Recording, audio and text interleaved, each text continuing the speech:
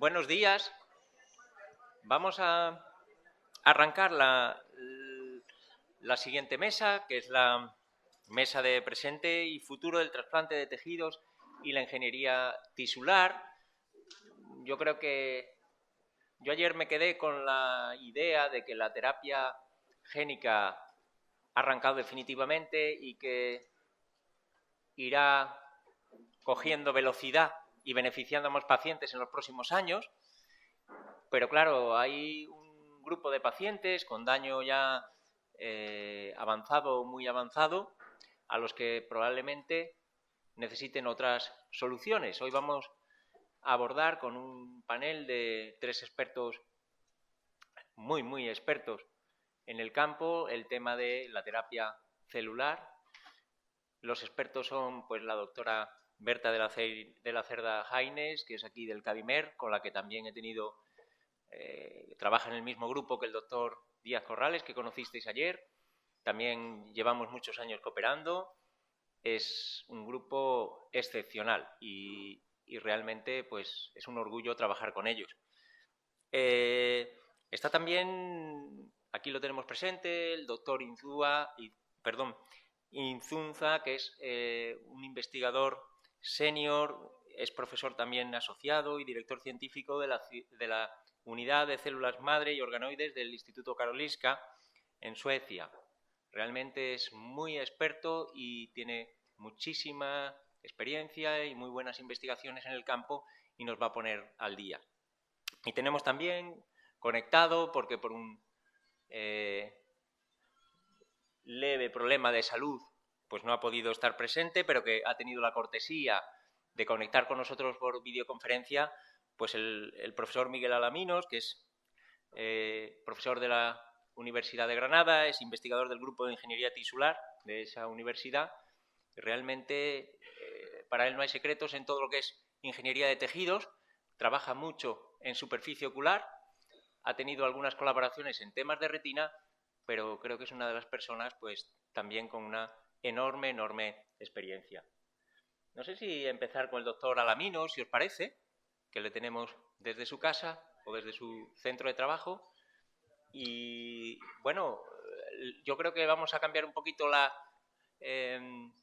normalmente pues hacemos al final las preguntas. Yo creo que en este caso escuchamos al profesor Alaminos y luego le hacemos las preguntas a él para que pueda ya desconectarse. ¿De acuerdo? Muchas gracias, Miguel, por tu esfuerzo.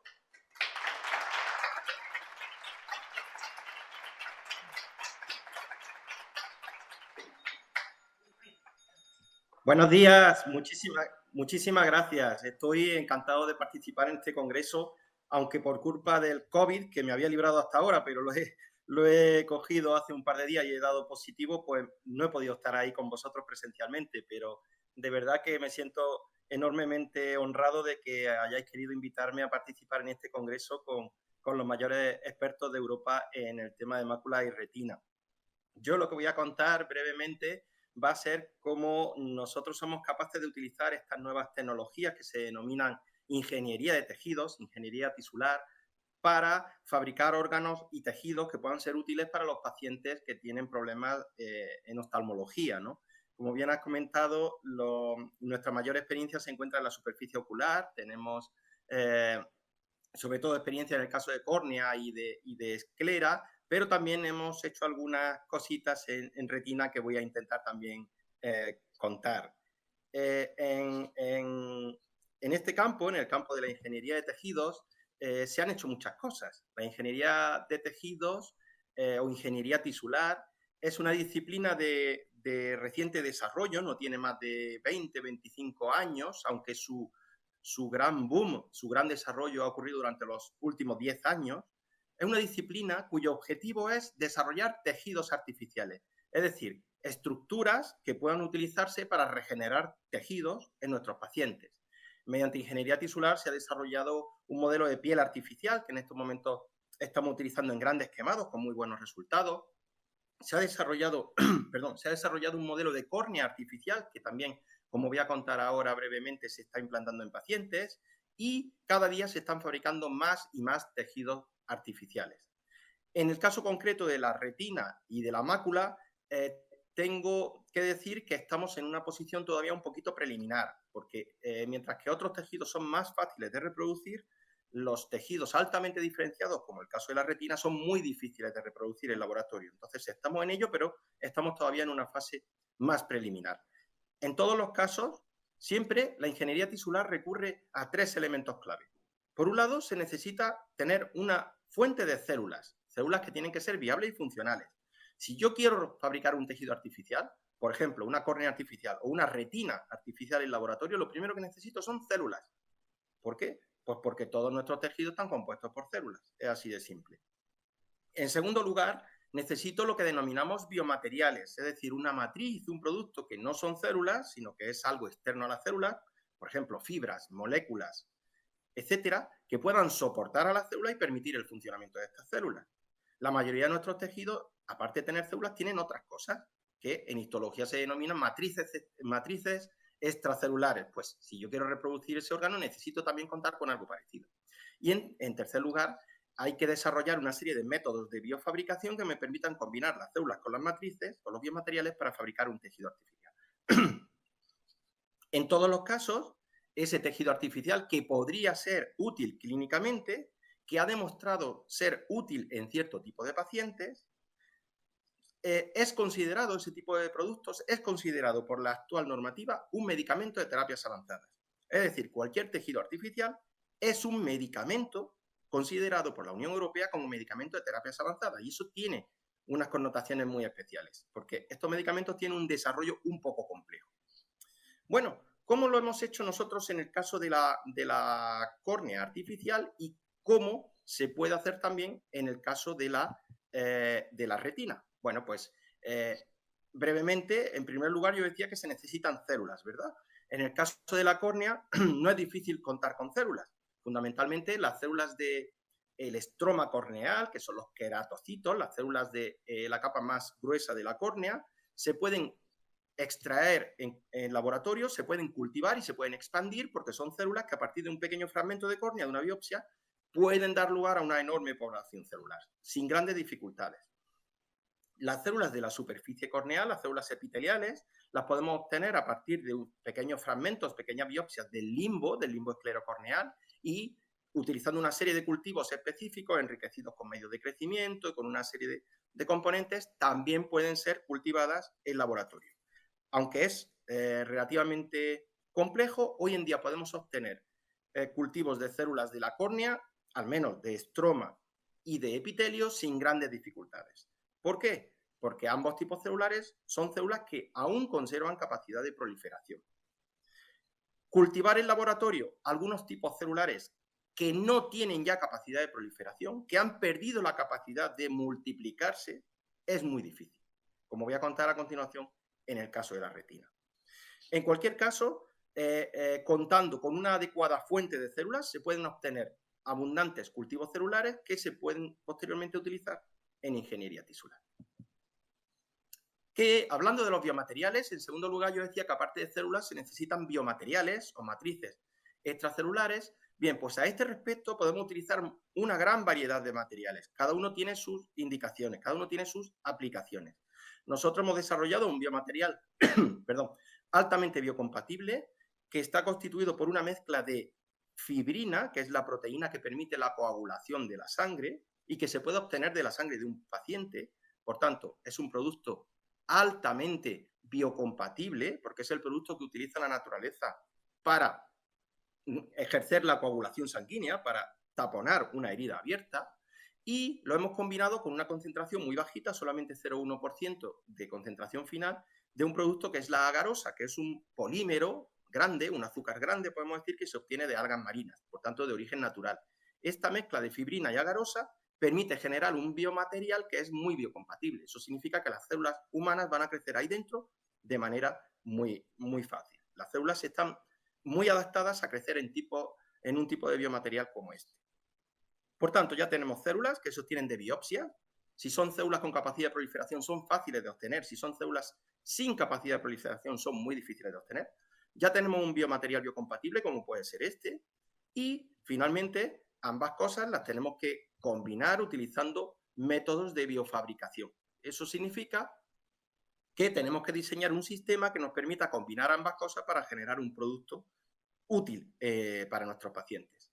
En general, en el caso de la córnea, también de la piel y también para los ensayos preliminares que se han realizado en retina, lo que aplicamos es una técnica de fabricación que denominamos secuencial, que consiste simplemente en ir fabricando capa a capa el tejido que nosotros queremos, primero el estroma, luego el epitelio, etcétera, etcétera. En tejidos complejos incluso podemos poner 3, 4 capas de tejido artificial y someterlo a una técnica que hemos denominado nanoestructuración, en la cual nosotros combinamos presión física con presión plástica, con temperatura y a un tiempo controlado, de modo que podemos inducir una deshidratación parcial del tejido y la formación de una serie de enlaces intermoleculares que al final desembocan en la generación de un tejido cuyo contenido de agua es muy, muy inferior al tejido original y que tiene la apariencia, como podemos ver en la diapositiva, en la parte de abajo a la derecha, una estructura que tiene el aspecto de una membrana muy finita, puede llegar a tener 200 nanómetros, o 500 o 700, lo podemos controlar, y disculpen, esa membrana la podemos nosotros manipular con pinzas, la podemos suturar, la podemos incluir en el espacio subretiniano o donde sea necesario. En este caso, este sería el resultado final, que aunque aquí solo se ve una membrana muy finita, contiene distintas capas celulares, contiene epitelio, contiene estroma, contiene las capas que nosotros necesitemos, por ejemplo, para generar una córnea artificial. Bien, después de generar estos tejidos artificiales de manera muy, muy breve, como yo se lo acabo de contar, es necesario fabricar este producto artificial, este tejido artificial, en una sala que denominamos sala GMP, en un laboratorio farmacéutico, lo que se puede denominar también una sala blanca. ¿Por qué? Pues porque, como comentaba al principio, este tipo de medicamentos son considerados terapias avanzadas por la Unión Europea. Por tanto, las técnicas, los métodos que utilicemos para fabricar este tipo de productos son idénticos a los que hay que utilizar para fabricar cualquier otro medicamento en Europa. Eso significa que necesitamos una sala blanca específicamente diseñada para generar este medicamento, una sala que tiene que estar acreditada por la Agencia del Medicamento española o europea, no vale fabricarlo en cualquier sitio. Esto complica bastante el desarrollo de este tipo de productos de terapia avanzada. La ingeniería tisular se está desarrollando de forma muy rápida, pero uno de los aspectos que está frenando, que está dificultando su desarrollo es la complejidad normativa. Es decir, que no podemos hacer este medicamento en cualquier sitio, sino que tiene que hacerse siguiendo la legislación en una sala GMP, y eso es complejo. Bueno, tenemos la suerte de que, al menos en la Comunidad Autónoma de Andalucía, contamos con una institución, la Red Andaluza de Diseño y Traslación de Terapias Avanzadas, que pertenece al Gobierno de la Junta de Andalucía, al Gobierno regional, que dirige una red de salas GMP a lo largo de toda la comunidad autónoma. Y ahí hemos tenido la suerte de poder desarrollar algunos de nuestros productos. Por ejemplo, la córnea artificial o la piel artificial, o en breve un paladar artificial que pretendemos implantar en recién nacidos con fisura palatina, se está fabricando en una sala blanca, una sala GMP, localizada en Granada, en el Hospital Universitario Virgen de las Nieves. En cualquier caso, el producto ha de generarse con unas garantías de medicamento para uso en humanos aprobado por la Agencia Española del Medicamento, tal como indica la normativa. En el caso de la córnea, una vez que se ha generado ese producto de la forma que he contado como medicamento, se ha llevado a cabo un ensayo clínico en el que hemos implantado esta córnea artificial en pacientes. Inicialmente ha sido un ensayo clínico muy cortito, en el que tengo que agradecer la participación pues, de tanta gente, del doctor Rodríguez de la Rúa, para empezar, que ha participado en el ensayo, de toda la gente que ha participado de varios hospitales de la Comunidad Autónoma de Andalucía, en el que se ha podido comprobar que esta córnea artificial tiene un beneficio cuando se aplica a los pacientes.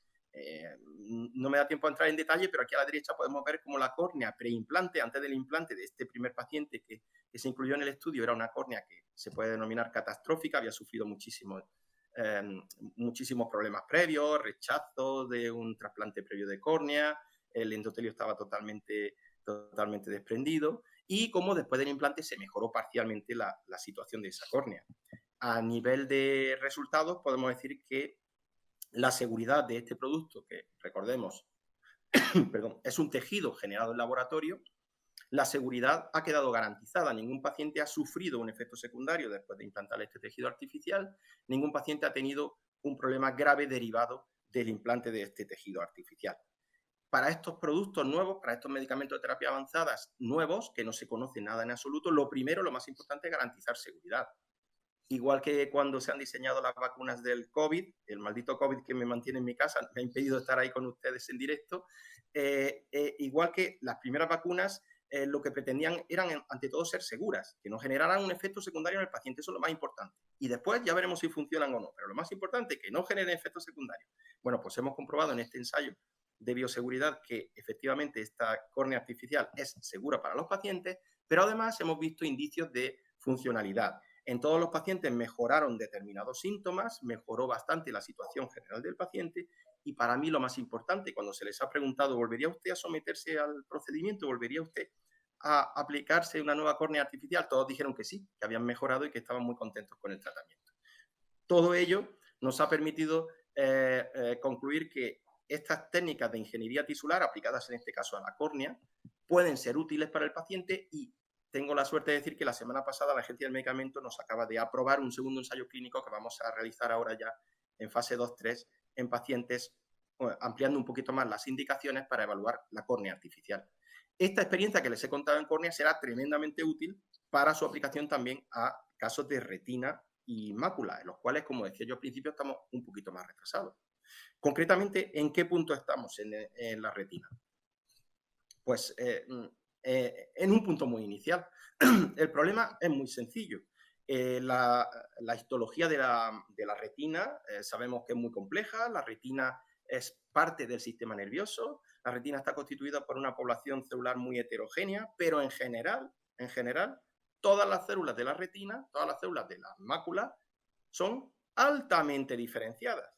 ¿Qué significa que una célula es altamente diferenciada? Significa que ya está especializada en hacer algo muy concreto. En el caso de los fotorreceptores está claro, en recibir luz. En el caso del epitelio pigmentario, pues en proteger, nutrir, todas las funciones múltiples endocrinas, paracrinas y de sostén y nutrición que tienen estas células. Hacer que estas células altamente diferenciadas, altamente especializadas, vengan al laboratorio y proliferen cuando yo las cultive es muy, muy difícil. Lo que quiero decir con esto es que, debido a sus características tan especializadas, cultivar células de la retina en laboratorio es muy difícil. Podemos considerar que estas células ya no tienen capacidad de proliferación, ya no tienen capacidad de división en laboratorio. Por tanto, sacar una biopsia de células de la retina, bueno, podría ser de la zona periférica, sacar una biopsia de células de la retina, llevarlas al laboratorio y cultivarlas no es un procedimiento viable en el caso de la retina, como sí lo era en el caso de la córnea, o de la piel, o de cualquier otro órgano con capacidad de proliferación. Por eso, para generar un sustituto de la retina similar a lo que yo les he contado en el caso de córnea, tenemos que recurrir a otro tipo de fuentes celulares, a otro tipo de células. ¿Qué tipo de células? Pues se han probado varios. Como ven en esta diapositiva, algunos de las fuentes celulares alternativas que se pueden utilizar, que no son células de la retina, pero que podrían ser útiles eventualmente para generar retina, las células que tienen más potencial teórico son aquellas células que tienen mayor capacidad de proliferar en el laboratorio y de diferenciarse. Diferenciarse significa especializarse, convertirse en el tipo celular que yo requiera. ¿Hay algunas células que yo pueda utilizar en laboratorio que todavía prolifere, se multiplica y que cuando yo quiera las pueda convertir, las pueda diferenciar hacia células de la retina? Bueno, pues teóricamente las fuentes que resultan más prometedoras son las células madre embrionarias que se obtienen del embrión humano o las células madre IPS, que son parecidas a las embrionarias pero que se obtienen a partir de una célula adulta, una célula habitualmente de la piel. Ambas células se han utilizado mucho para muchas aplicaciones y han abierto la puerta hacia la diferenciación, la generación de tejidos de distinto tipo, incluido la retina. Inicialmente abrieron muchas esperanzas, pero tengo que decir que a día de hoy las esperanzas están bajando bastante, por varios motivos. En primer lugar, las células madre embrionarias se obtienen a partir de un embrión humano y tienen por tanto, numerosas limitaciones. Por un lado, limitaciones legales y éticas, porque estamos utilizando células de un embrión que hay que destruirlo, etcétera, etcétera. Pero por otro lado, al ser células embrionarias, son células que no tienen el sistema, los marcadores de superficie inmunitarios que tiene la persona receptora. Es decir, son inmunológicamente incompatibles. Utilizar en una persona células de un embrión sería equivalente a utilizar en una persona células de un donante halogénico, de un donante de riñón, de un donante de hígado. No son inmunológicamente compatibles con la mayoría de las personas. Y lo más importante, a día de hoy las células embrionarias todavía no sabemos frenarlas de alguna manera. Todavía cuando se han utilizado in vivo son capaces de generar tumores. Cada día estamos aprendiendo más todo esto, ¿no? Pero aún estamos a un nivel muy limitado en el uso de estas células. Un trabajo que realizamos hace algunos años en colaboración con el grupo de Manel Esteller nos permitió ver cómo estas células embrionarias se parecen mucho en determinados aspectos a las células del cáncer. O sea que mucho cuidado cuando utilicemos las células embrionarias.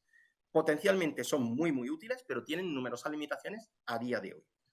Por otro lado, las células iPS, las células de Yamanaka, son células que se obtienen de una biopsia de piel de un adulto, es decir, que podrían ser compatibles inmunológicamente con esa persona, pero una vez que se convierten en células iPS, eso se hace metiéndole 4 genes, por tanto son células transgénicas, cuidado, se convierten en unas células muy parecidas a las embrionarias en determinados aspectos, por tanto son células, aparte de transgénicas, porque le he metido 4 genes, que podrían tener también capacidad tumorigénica y de proliferación indefinida. Lo que quiero decir con esto es que ambas células son potencialmente muy útiles, pero a día de hoy todavía no sabemos manipularlas. ¿Qué se ha hecho en el caso de la retina con ambos tipos celulares? Pues permítanme contarles algunos desarrollos que se han realizado hasta el momento. En el caso de las células embrionarias, son las primeras que se describieron de las dos, por tanto tienen un recorrido un poquito mayor. Se han probado determinadas indicaciones en animales de laboratorio y recientemente se han descrito un par de ensayos clínicos en las que se han implantado en pacientes con degeneración macular, pacientes con síndrome de Stargardt o cualquier problema retiniano. Y el resultado, en esos poquitos pacientes, todavía no podemos decir nada muy definitivo, es bastante contradictorio. A veces ha funcionado, a veces no ha funcionado. Lo que sí parece en los poquitos casos que se han descrito es que no generan tantos problemas de tumorogénesis como parecía, y también parece que cuando el paciente es sometido a inmunosupresión durante los primeros meses, algunas células, a pesar de ser embrionarias, por tanto no compatibles inmunológicamente, podrían quedar en el receptor después de unos meses de evolución.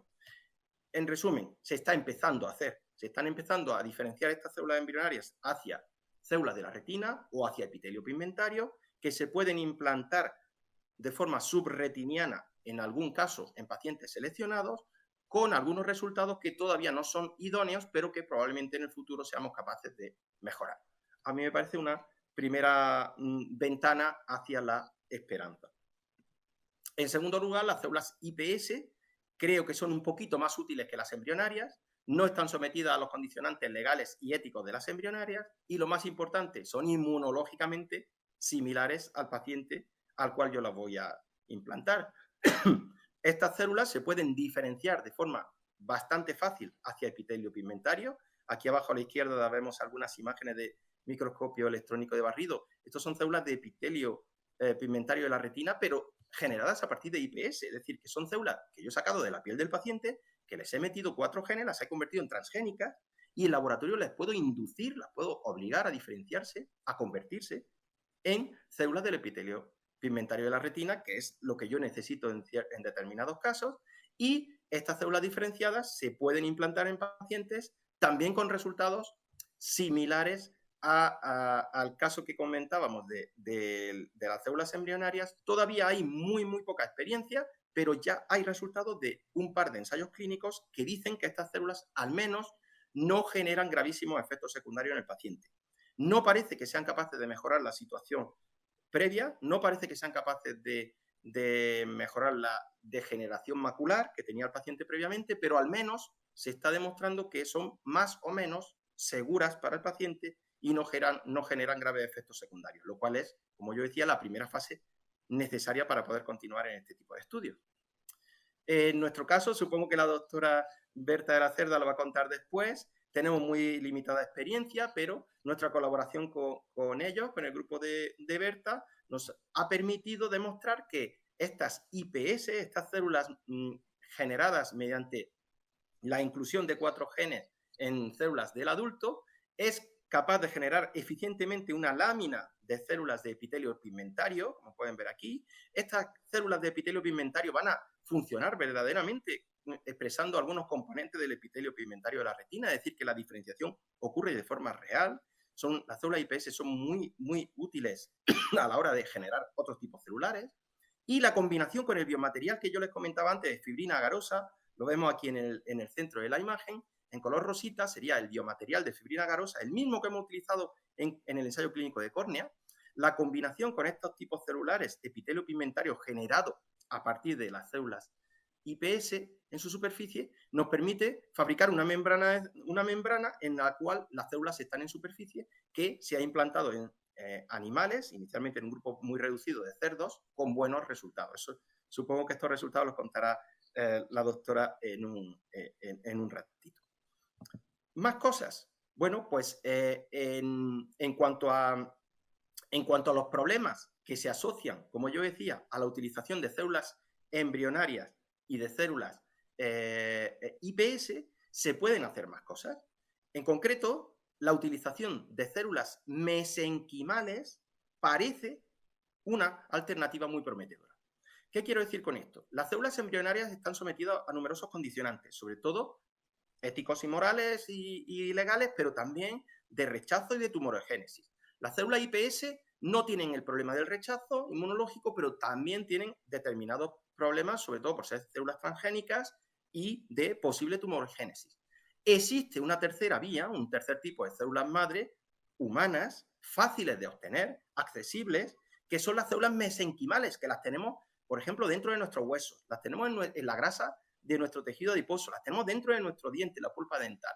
Bueno, pues esas células que se llaman mesenquimales las podemos diferenciar en diferentes tipos celulares. Nosotros, de hecho, hemos diferenciado las células mesenquimales hacia células del corazón, hacia células del intestino, hacia células de la piel. ¿Cuál es el problema? Que estas células no son tan eficientes como las embrionarias y las IPS. Por tanto, generar células del epitelio pigmentario de la retina, generar células de la retina a partir de células mesenquimales es mucho más difícil y todavía no sabemos hacerlo perfectamente. Pero tienen una enorme ventaja. Las podemos sacar del propio paciente, no tienen problemas éticos, no tienen problemas legales, no tienen capacidad de generar tumores y no tienen problemas de inmunidad. Es decir, que teóricamente son las células ideales.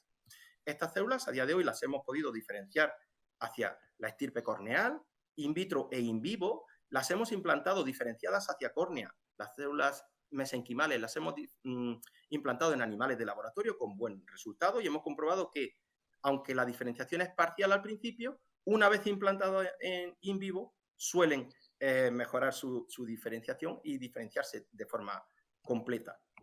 Disculpen. De forma completa. ¿Qué ocurre cuando las queremos diferenciar estas células mesenquimales hacia estirpes más complejas como son el tejido nervioso, estirpes neurales? Bueno, pues es un poquito más difícil, pero se puede hacer. Como pueden ver aquí arriba a la derecha, se pueden diferenciar hacia células con un axón, con una prolongación, y las hemos utilizado en un modelo de daño nervioso para regenerar el nervio ciático de ratas de laboratorio con buenos resultados. Por tanto, las células mesenquimales sí tienen diferenciación, capacidad de diferenciación neural. No las hemos podido diferenciar todavía hacia la estirpe de la retina, pero sí existen algunos trabajos todavía muy preliminares en los que otros investigadores han logrado diferenciar estas células de mesenquimales hacia la estirpe retiniana, como podemos ver en este trabajo preliminar en el que se han implantado en animales de laboratorio células mesenquimales prediferenciadas hacia la estirpe de la retina. Todavía no se ha conseguido de manera completa, pero parcialmente ya más o menos estamos en el camino. Para concluir, solamente quería reforzar las ideas clave que creo que he ido exponiendo a lo largo de esta pequeña charla. La ingeniería tisular creo que permite desarrollar sustitutos tisulares y sustitutos de órganos humanos con gran potencialidad. De hecho, ya funciona bastante bien en córnea, en piel y en otros órganos. En el caso de la retina es más difícil debido a las características propias de estas células. En segundo lugar, las células embrionarias o de tipo IPS son enormemente plásticas, pueden diferenciarse hacia las células retinianas sin gran dificultad, pero presentan escasa utilidad clínica debido a problemas de tumorogénesis, proliferación incontrolada, rechazo inmunológico, etcétera, etcétera. En cambio, las células mesenquimales tienen mayor potencial, tienen menor potencial de diferenciación, son más difíciles de diferenciar hacia la retina, pero sin embargo son más seguras cuando se usan clínicamente porque proceden del propio paciente. Y por último, los biomateriales de fibrina agarrosa pueden ser potencialmente útiles para vehiculizar este tipo de células hacia el espacio subretiniano. ¿Qué queda por hacer? Pues queda por encontrar nuevas fuentes celulares que hagan esto de mejor manera, sistemas de diferenciación más eficientes y biomateriales más compatibles. Eso lo iremos viendo a lo largo de los próximos años sin ningún tipo de duda, porque esta es una tecnología que ha venido para quedarse. Yo solamente quiero concluir dando las gracias a nuestro grupo de investigación, sobre todo a mi querido jefe, el profesor Antonio Campos, y a los organizadores de este congreso por haberme invitado a participar en él. Y pido disculpas por no haber podido estar ahí de forma presencial, pero la culpa ha sido del maldito COVID. Muchas gracias.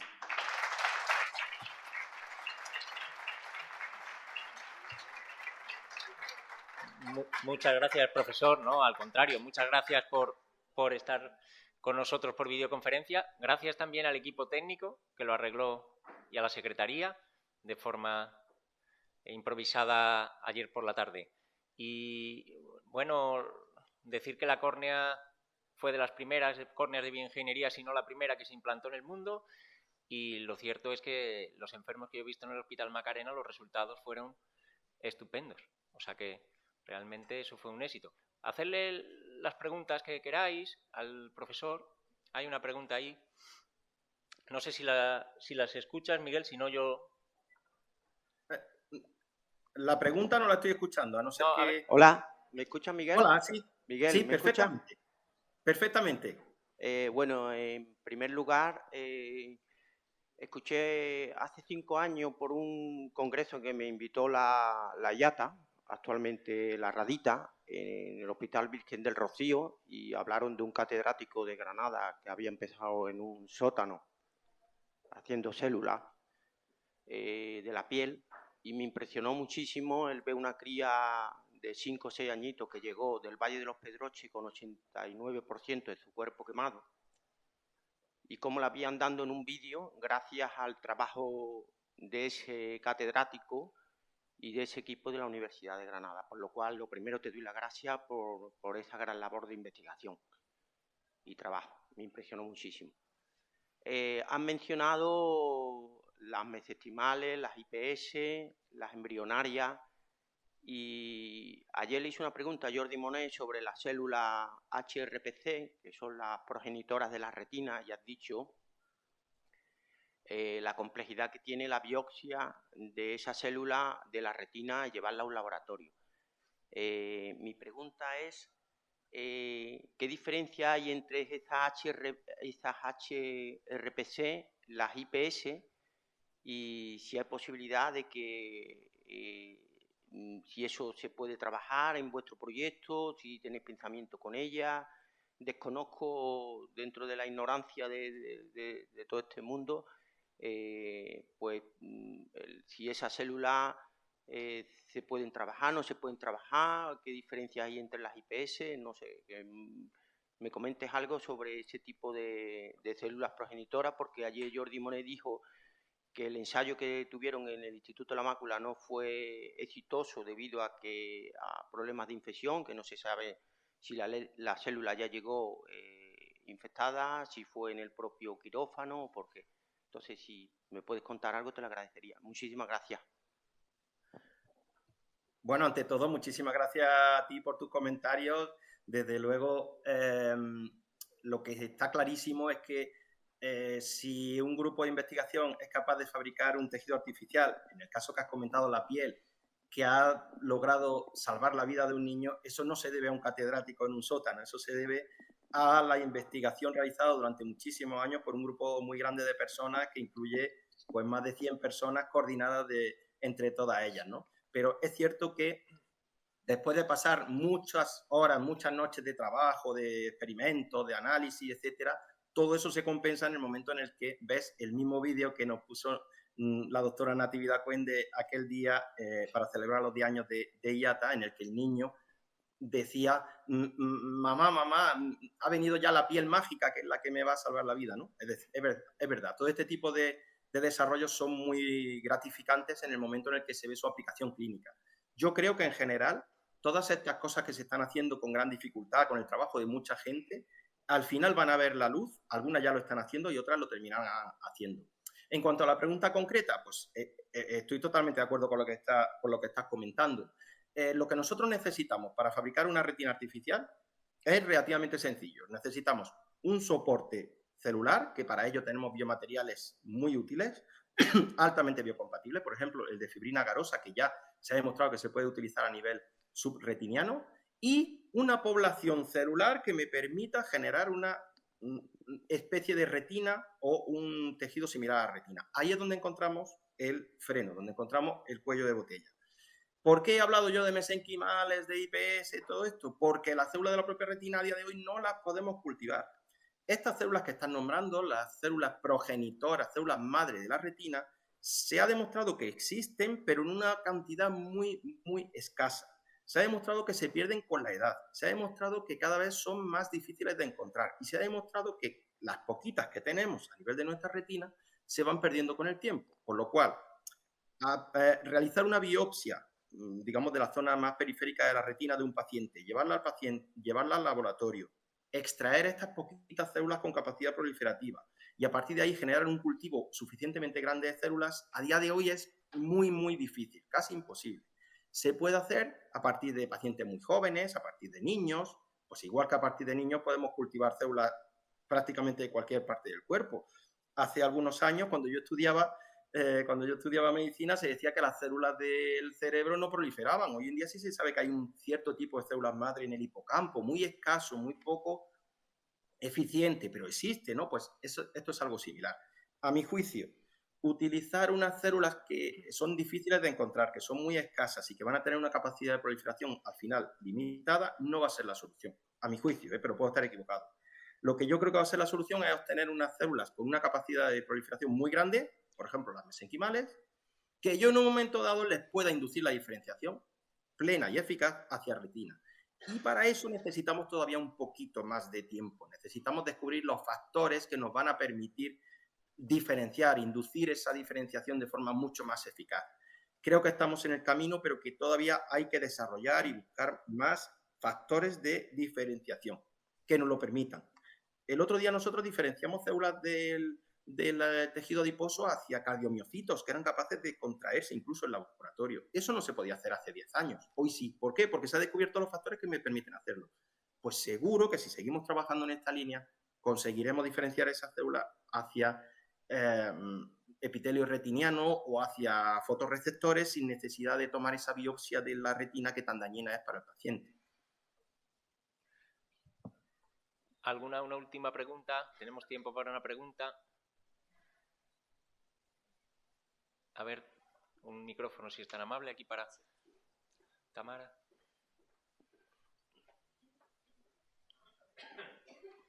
Buenos días, muchas gracias. Muy breve, bueno, felicidades por el enorme trabajo, ya se ha dicho, es increíble para todos nosotros los que estamos aquí y se lo agradezco enormemente. Ha dicho que está aprobado un segundo ensayo para la córnea. ¿Está previsto que se apruebe algo para las retinas? ¿Está solicitado? ¿Estamos a la espera de algo? Por vuestra parte, en Granada me refiero. Muchas gracias. Bueno, muchas gracias por tus palabras. La realidad es que no. Nosotros llevamos mucho tiempo trabajando en córnea y tenemos avanzado ya un poco el proyecto de córnea. Y después de haber finalizado un primer ensayo de bioseguridad, fase 1, y quizá indicio de eficacia clínica, fase 2A, hemos conseguido obtener financiación, financiación y autorización reciente de la Agencia del Medicamento para probar funcionalidad en un grupo de pacientes junto a un grupo control. El problema de todas estas tecnologías, ¿cuál es? Lo he comentado por encima. Se trata de terapias avanzadas, por tanto, se trata de medicamentos regulados por ley, por la normativa europea, por la Agencia del Medicamento Europea, como medicamentos de terapias avanzadas. Eso significa que desde el momento en el que nosotros diseñamos un experimento hasta que se puede poner por primera vez en un paciente, pasan una media de 10 a 15 años. Estamos implantando ahora la córnea, ¿por qué? Porque empezamos a trabajar en córnea hace 15 años. El desarrollo de la retina, he comentado que está todavía muy verde, por decirlo de alguna manera. Todavía necesitamos desarrollar nuevos métodos de diferenciación celular, nuevas formas de evaluar la funcionalidad de estas células. Entonces, mi opinión es que pasará todavía un tiempo antes de que podamos hacer algo clínicamente en pacientes relacionado con retina. Por desgracia, la respuesta a tu pregunta sería que no. Todavía no hemos solicitado ningún ensayo clínico en retina. Pero evidentemente, la retina es uno de los puntos más importantes de la oftalmología. No tengo que hablarlo en una reunión de oftalmólogos y de pacientes de este tipo de patologías. Entonces, tenemos intención de seguir trabajando en retina, tenemos intención de seguir haciendo cosas. Creo que nuestra experiencia en córnea y nuestra experiencia en nervio, porque en tejido nervioso tenemos también mucha experiencia de muchos años, se pueden combinar para generar un tejido mixto que es del área oftalmológica, pero también del sistema nervioso, como es la retina, y vamos a seguir trabajando en ello con la esperanza de poder solicitar un ensayo clínico en cuanto tengamos resultados positivos. Por desgracia, o no por desgracia, es lo que dice la normativa, no se puede solicitar un ensayo clínico hasta tener un gran número de datos en animales de experimentación de pequeño tamaño, animales de experimentación de gran tamaño, a nivel genético, a nivel bioquímico. Hay que tener un gran número de datos para presentar a la Agencia del Medicamento antes de poder solicitar un ensayo clínico en pacientes. Y en este momento todavía estamos empezando en esa línea. Muy bien. Pues muchísimas gracias, Miguel. Te deseamos recuperación rápida y la verdad es que se ha oído todo fenomenal y hemos disfrutado muchísimo con tu conferencia. Muchas gracias.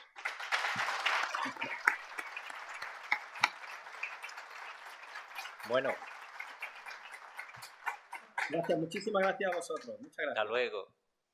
Bueno, también tiene muchísimo que contar. Trabaja en retina desde hace muchos años aquí en Sevilla y es una investigadora formidable. Además, viene mucho por en nuestro hospital a recoger muestras y trata directamente con los pacientes, lo cual yo creo que ella le hace, pues, ¿verdad, Berta? Está muy implicada y yo creo que nos va a contar sus avances. Muchas gracias a la doctora Berta de la Cerda.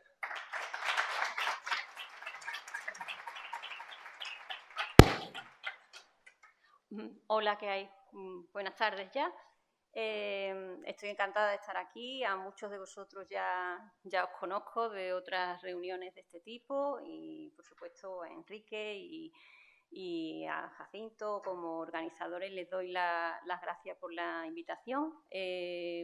Yo, como él ha dicho, soy investigadora de aquí de Sevilla y vengo a hablar sobre terapia celular. A ver.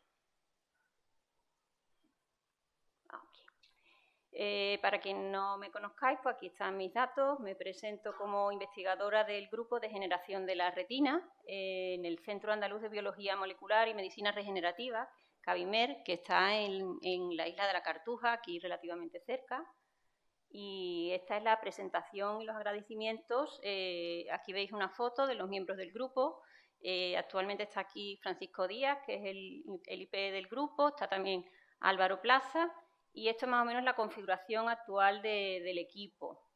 Aquí abajo se ve el centro donde trabajamos y están puestos pues, todos los agradecimientos de las entidades que nos financian y los distintos colaboradores que han participado en los trabajos que voy a presentar.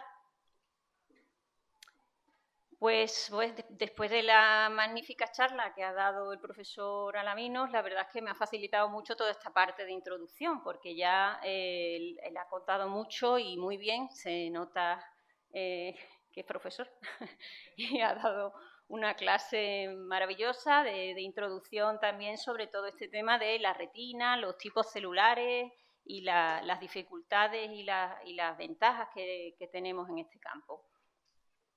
Yo voy a centrarme en dos tipos celulares, que son el epitelio pigmentario de la retina y los fotorreceptores, que están implicados en la mayoría de las enfermedades que nos interesan, aunque hay otros tipos celulares de la retina que también son interesantes, pero nosotros en nuestro grupo de investigación, pues estos son los que nos interesan, porque tradicionalmente siempre hemos trabajado en retinosis pigmentaria y degeneración macular asociada a la edad, aunque ahora estamos ampliando un poquito el campo. Entonces, estos son los tipos celulares que tenemos que tratar de llevar a la retina de un paciente en un futuro para poder llevar a cabo la terapia celular adecuada y de sustitución de las células que se han perdido, que están dañadas.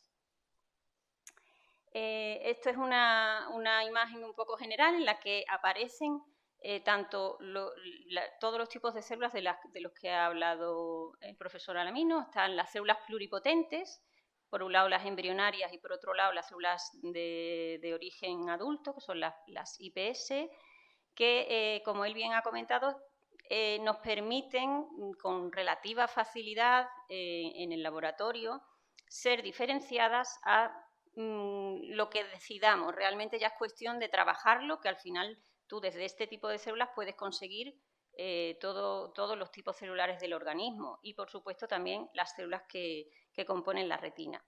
Entonces, este tipo de células son las que actualmente se están usando mayoritariamente en las terapias de reemplazo.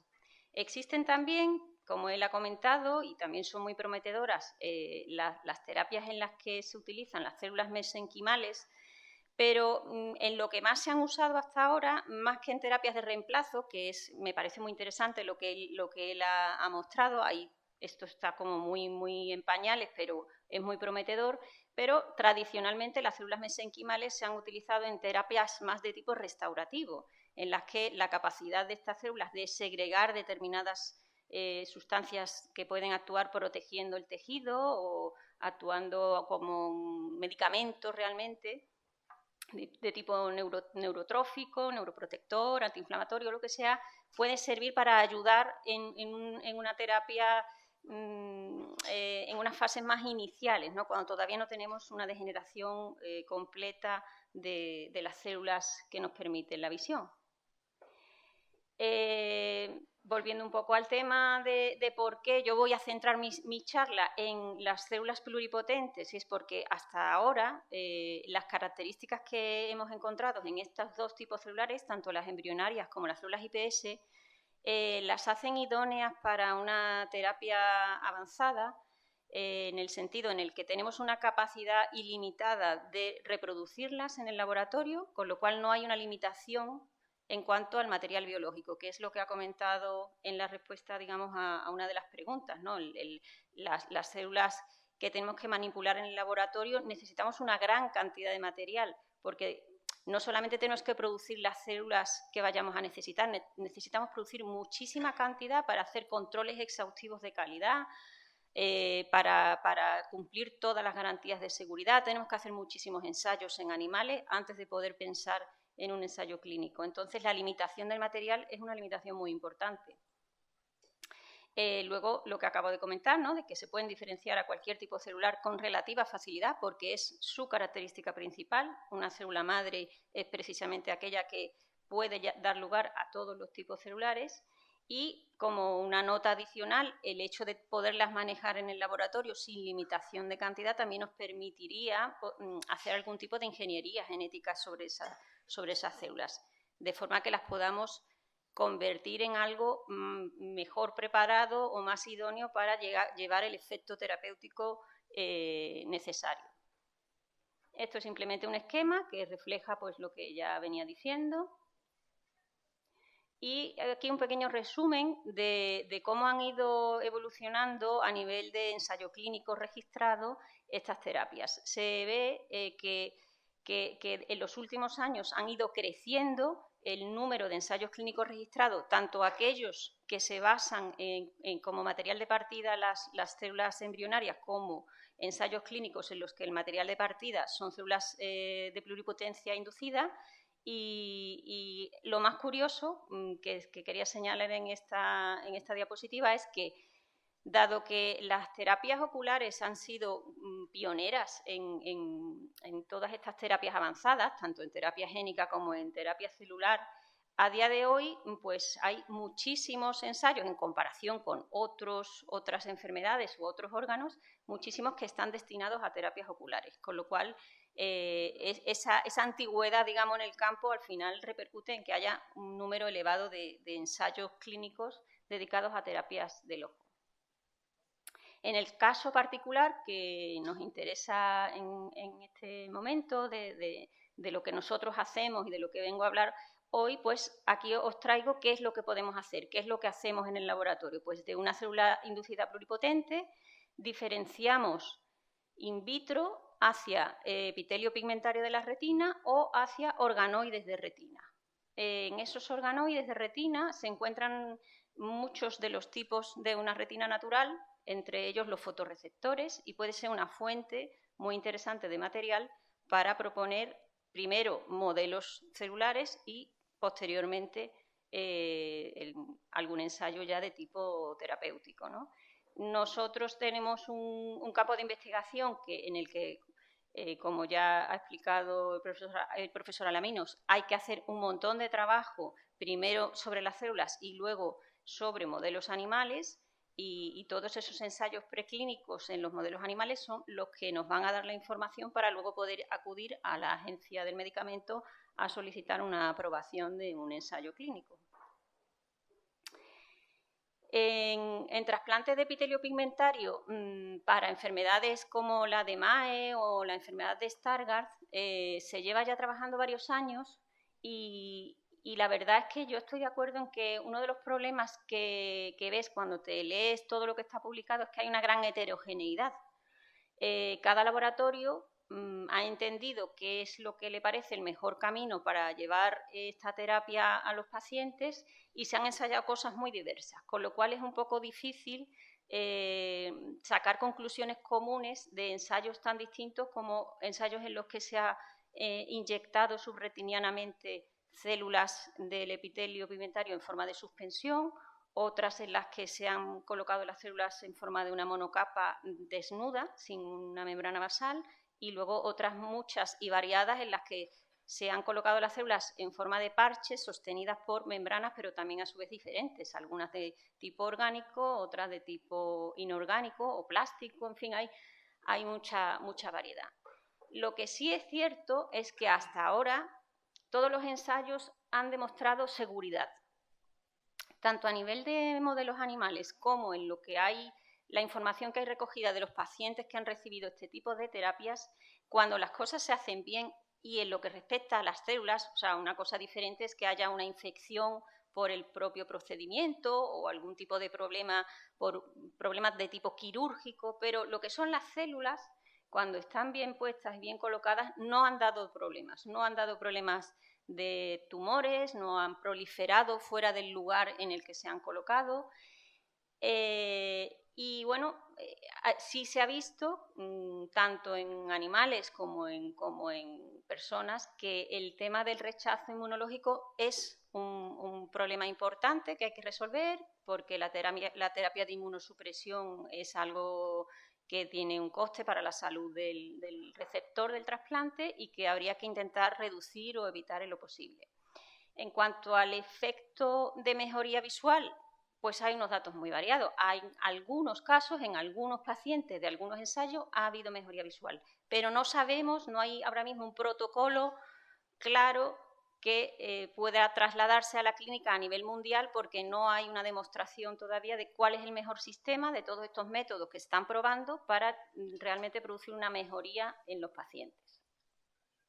Entonces, bueno, pues tenemos variaciones en cuanto a las matrices, los tipos celulares, la etapa de degeneración en la que los pacientes han recibido los trasplantes, que también es muy importante a la hora de poder evaluar si realmente ahí habría una posibilidad de mejoría o directamente es que no la había ya porque estamos hablando a lo mejor de un tejido ya muy excesivamente degenerado, con mucha reorganización, etcétera.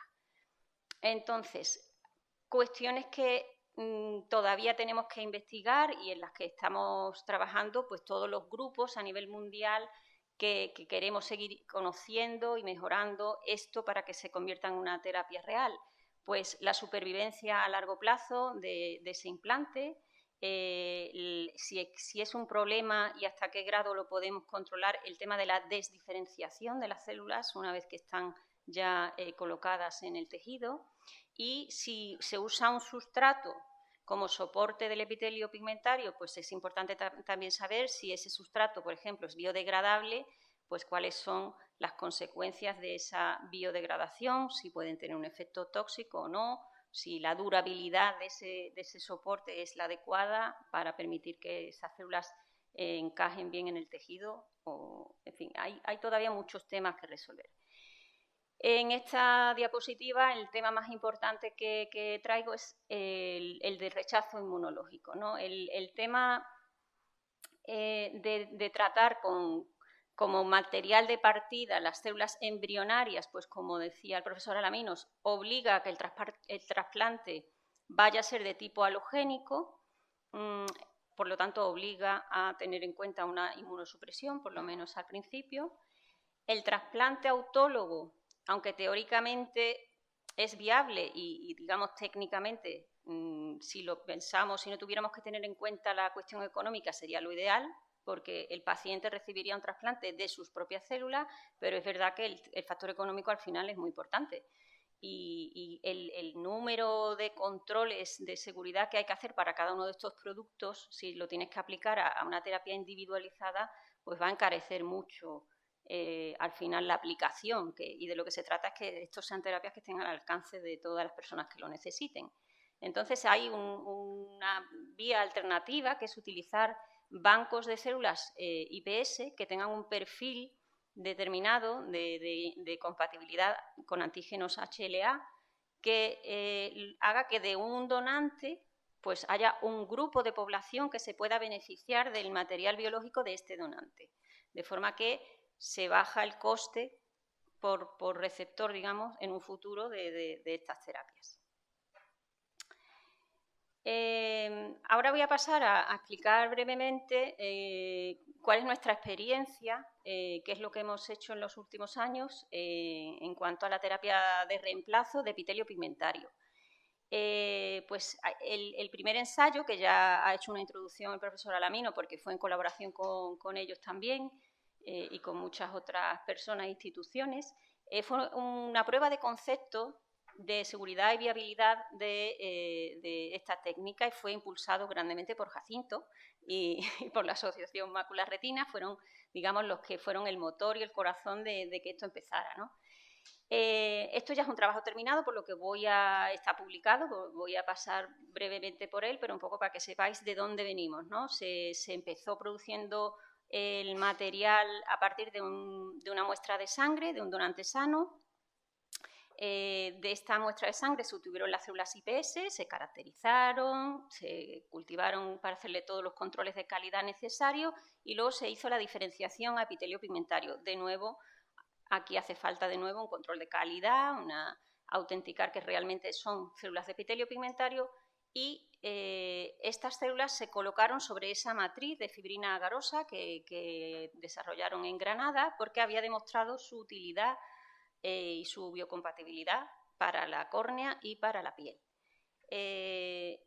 Esos parches en los que la base era fibrina agarosa y las células que estaban sobre la base era el epitelio pigmentario derivado de IPS, queríamos ver si se podían colocar en el espacio subretiniano de ratón y de cerdo y evaluar básicamente la seguridad, que es, como hemos escuchado en la charla anterior, el primer paso necesario para poder seguir avanzando. Bueno, esto es simplemente pues, muchas instituciones y empresas y colaboradores que participaron en este ensayo, Y esto aquí lo que presento son unas imágenes de los pasos que se siguieron en este proceso y que ya he comentado.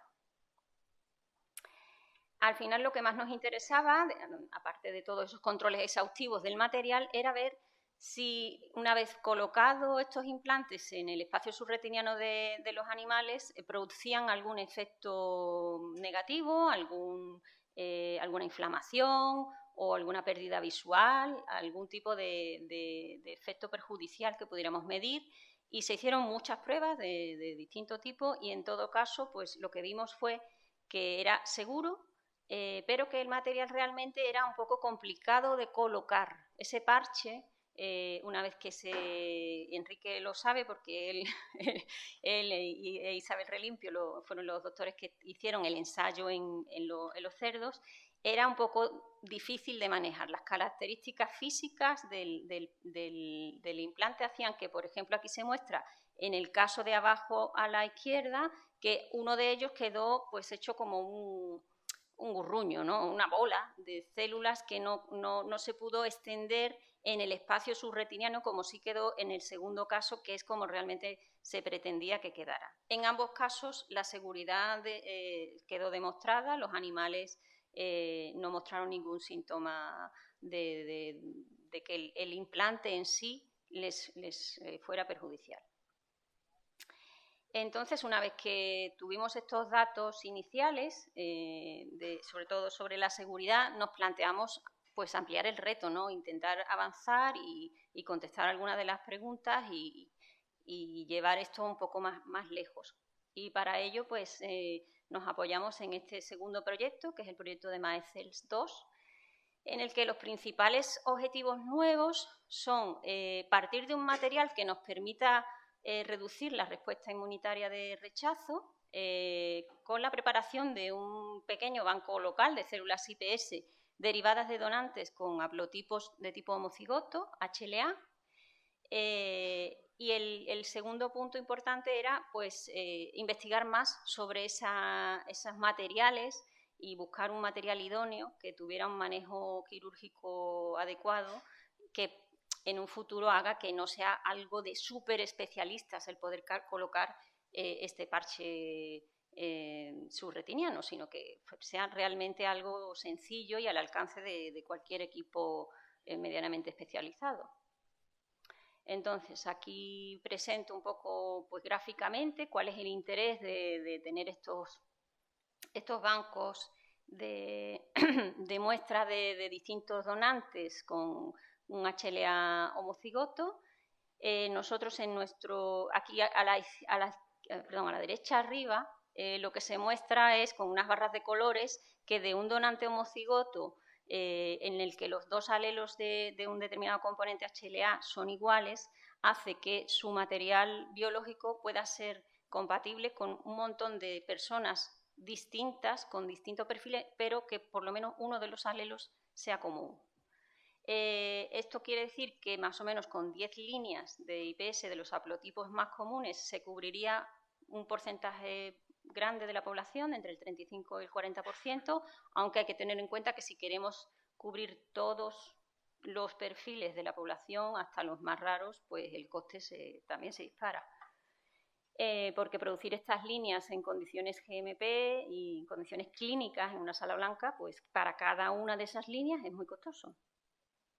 En este caso, en nuestro proyecto de investigación, hemos producido 3 líneas IPS con estos perfiles homocigotos de HLA, las hemos caracterizado, en fin, como siempre, todo el trabajo de base siempre es el mismo.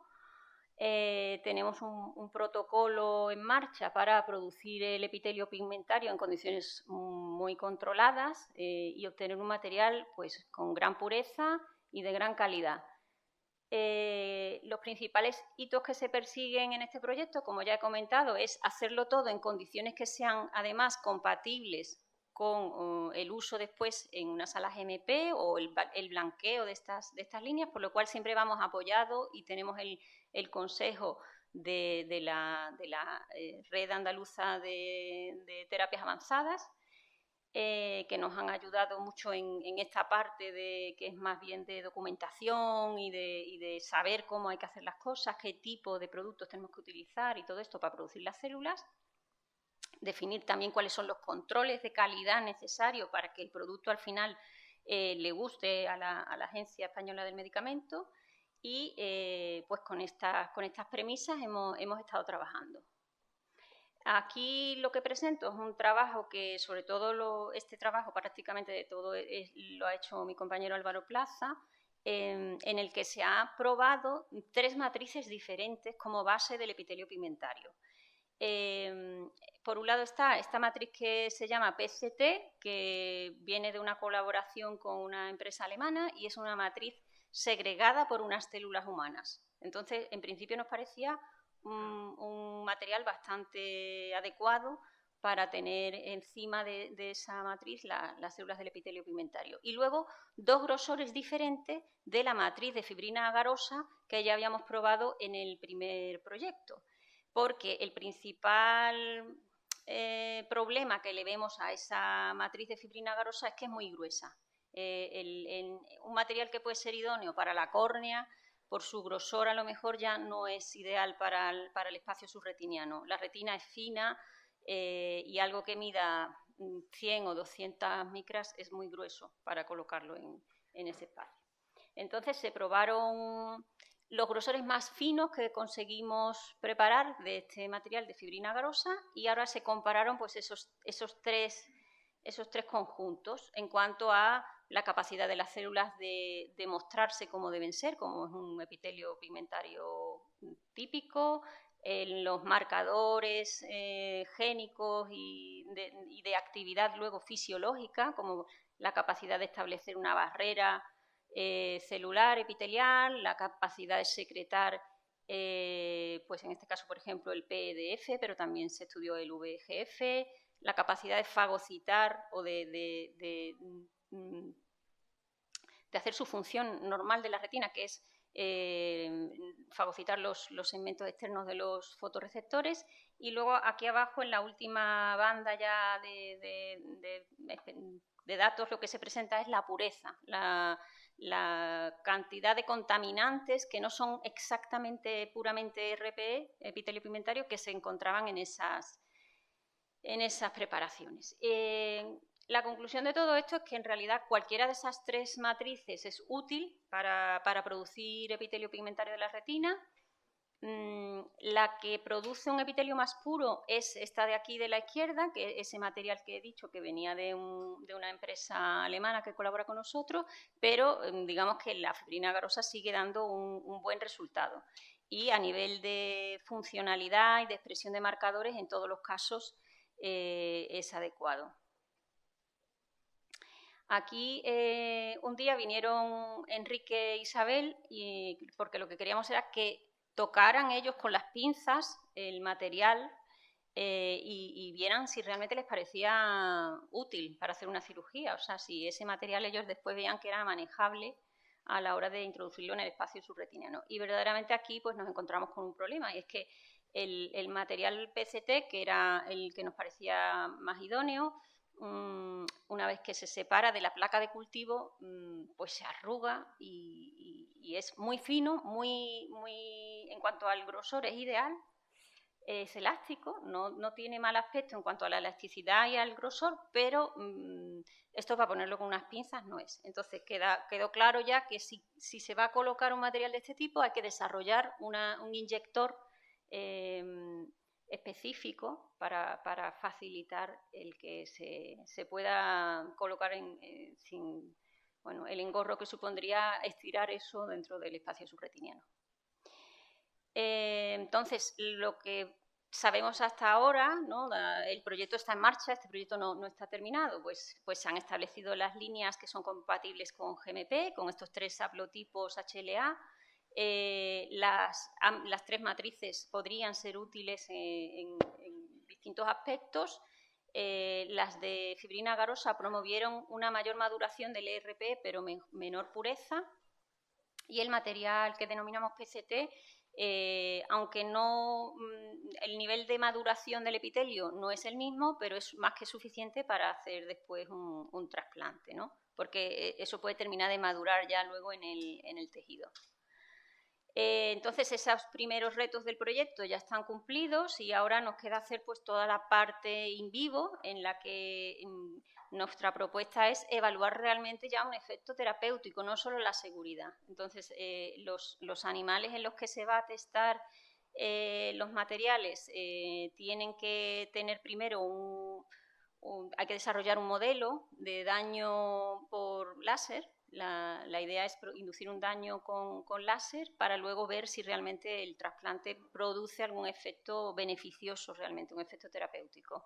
Esto se va a hacer en cerdos y en todo el proceso pues seguimos como leitmotiv de todo el proyecto pues con los controles exhaustivos, porque siempre nuestro último objetivo es conseguir datos que sean suficientes para entrar en contacto con la Agencia Española del Medicamento y que ellos nos guíen en un camino hacia un futuro ensayo clínico. Y ya solamente muy brevemente para terminar, todo el rato he estado hablando de epitelio pigmentario, que es en lo que lleva más recorrido, en lo que hay más datos, y puedo hablar un poquito del futuro, ¿no? De qué pasa con los fotorreceptores. Sabemos que muchos pacientes que no les va a beneficiar un trasplante solo de epitelio pigmentario. Entonces, pues también nosotros y otros muchos investigadores en todo el mundo, pues es una idea que está ahí y cuando van apareciendo las herramientas que permiten abordar estos problemas, pues se empiezan a aplicar. Lo que pasa es que esto sí que realmente está en sus inicios. Tenemos un proyecto en el que la idea es, manipulando en el laboratorio con herramientas de edición génica unas células de tipo inducido a pluripotente, construir unos materiales de partida que nos permitan, a partir de organoides que luego se disgregarían, pues obtener distintos tipos de células de la retina, entre ellas, sobre todo y fundamentalmente, fotorreceptores. Y con ayuda de la técnica que también ya está disponible, de la bioimpresión 3D, pues colocar esas capas, porque la retina ya sabemos que no, que son capas y es muy importante que tenga esa arquitectura, esa estructura, colocar las distintas capas. En principio sería inicialmente una retina simplificada, pero habría que ir probando las condiciones en las que pudiéramos construir esta retina artificial a partir de material humano y que en principio está planteado como un modelo para la enfermedad de Stargardt, pero evidentemente siempre tenemos en mente que si eso funciona y esas células se pueden colocar y se conectan entre sí y dan lugar a un material medianamente razonable, pues habría que plantearse un uso futuro como herramienta terapéutica, ¿no? de terapia celular. Entonces, para que veáis que bueno, esto está todo en pañales, pero que estamos trabajando en ello, pues ya en el laboratorio está puesta a punto la metodología de diferenciación hacia organoides retinianos, que de nuevo es algo en lo que ha trabajado mucho Álvaro, y bueno, tenemos bastante puesto a punto pues la caracterización de estos tipos de células. Lo estamos usando ahora mismo como modelos de enfermedades, por ejemplo, de retinosis pigmentaria y tal, pero ya estamos empezando también con las herramientas de manipulación de edición génica para transformar esto en una herramienta más útil, y pues es algo que está en marcha. Y luego Fran, estas fotos son suyas, él hizo una breve estancia en un laboratorio en Italia para empezar a desarrollar y a probar los materiales que serían útiles para la bioimpresión, que es algo que hará falta una vez que tengamos los tipos celulares que vayan a construir esa retina. Y bueno, pues estas son las pruebas preliminares de imprimir 2 capas de células diferentes, ¿no?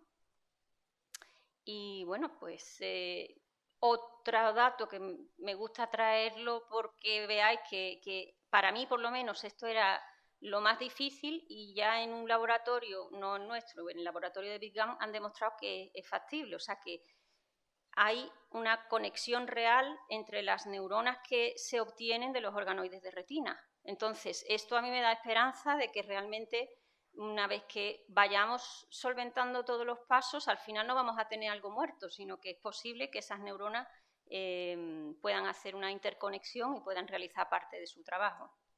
Y bueno, sin nada más que decir, os doy las gracias y quedo...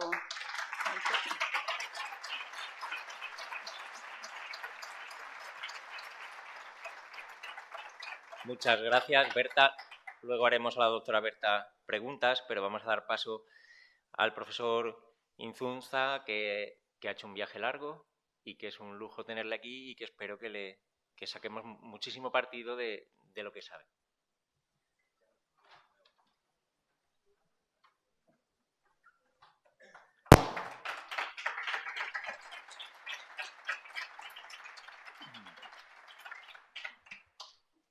A esta hora estamos cansados ya, ¿no? Yo por lo menos en la visión que tenía el ángulo ese me cansé un poquito, pero la visión, ya que estamos hablando. De todas maneras, muchas gracias por la invitación. Para mí un honor estar aquí con ustedes, compartir algo que he hecho, un granito de arena, digamos. Estoy hablando al micrófono. Y quiero agradecer a don Jacinto por la invitación, que me pareció muy bueno y me parece muy buena iniciativa de la Asociación de Mácula y Retina. Me parece muy buena iniciativa, que eso debe haber mucho más y debe ser incentivado y ayudado en todos los países. Y además, bueno, Fran, que está aquí, que él prácticamente estamos realizando, y por eso estoy aquí, yo creo que estamos colaborando. Ángela, que es la que comunicó conmigo a Suecia.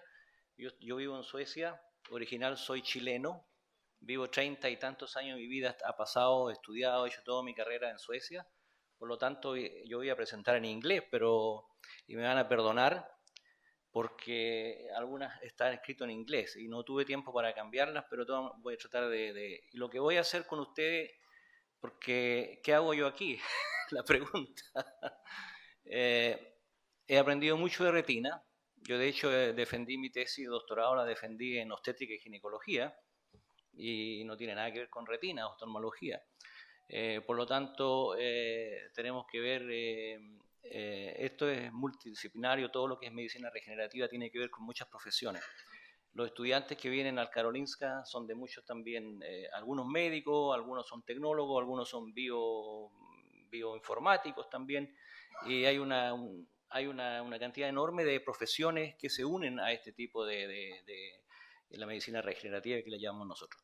Entonces, lo que yo voy a hacer aquí con ustedes, y espero que me alcance el tiempo, no voy a abusar tampoco porque tengo que tomar el avión pronto, tratar de contar, ya que estamos hablando de futuro, quise decir, mejor compartir con ustedes qué es lo que hubo aquí en el camino, para que ustedes entiendan como pacientes, porque ya que la mayoría son pacientes, qué es lo que pasó en este camino y qué es lo que esperamos en este camino. Y voy a compartir con ustedes porque yo me siento pionero en este terreno, porque fui uno de los primeros que derivamos las células madres de origen embrionario. Entonces, por lo tanto, tengo una experiencia, y además eso me ha ayudado también a mantener la calma y no apurar mucho las cosas, porque hay que tener cuidado, mucho cuidado. Y quiero decir que con retina yo he aprendido mucho hoy día. Hace 2 semanas atrás estuve invitado a Bahía, Brasil, un profesor y ahí aprendí también mucho de osteología, mucho de trauma, porque ahí tienen una población, no sabía, en Bahía tienen una población que el 70% de la población de Bahía en Brasil sufre de anemia falciforme, que es un tipo de talasemia y que afecta a los huesos, que tiene osteoporosis, produce muy rápido, muy temprano. Entonces, lo que quieren ellos también trabajar en esto y armar un laboratorio. Yo lo estoy ayudando con eso, vamos a poner gente en el laboratorio seguramente para ayudarlo, en tratar de mejorar un poco la medicina regenerativa. En el fondo, no es medicina regenerativa, sino que es medicina reparativa. Lo que hacemos nosotros es reparar solamente aquello que se ha perdido. Regenerativa viene después, yo creo, y seguramente que viene de nosotros mismos, porque nosotros nos podemos regenerar y tenemos la capacidad. Y aquí voy a hablar un poco sobre eso también, de aquello cuando yo comencé. Paralelamente, alguien habló aquí, el profesor Alamino habló que no se sabía que existían, que se podían regenerar las neuronas. Yo tampoco sabía hasta el momento que un investigador muy joven en la ciudad de Uppsala descubre ciertas neuronas en los plexos coroides de los ventrículos laterales del cerebro. Existen los plexos coroides que son los que hacen el líquido cefalorraquídeo, ¿no? Y que producen el cefalorraquídeo para mantener nuestra ¿cómo decir? Suspensión del cerebro, que tiene una función muy específica. Y ahí hay una parte que se llama subventricular, donde hay neuronas que pueden, progenitoras, que pueden reemplazar células cuando hay trauma y ese tipo. Y eso es una gran cosa para nosotros. Fue algo como decir, un paradigma que cambió un poco la cosa. Aquí tenemos un regenerativo, pero no está muy suficiente. Entonces hay que tratar de buscar. Entonces él apareció con un proyecto muy grande, nosotros aparecimos con las células madre de origen embrionario eran las más poderosas, y ahí hubo una competición. Entonces, a medida que yo he ido caminando en este proceso, voy más hacia ese camino, que he conocido mucho las células madre de origen embrionario, las IPS también, no sabemos qué es lo que son realmente, hay que tener cuidado.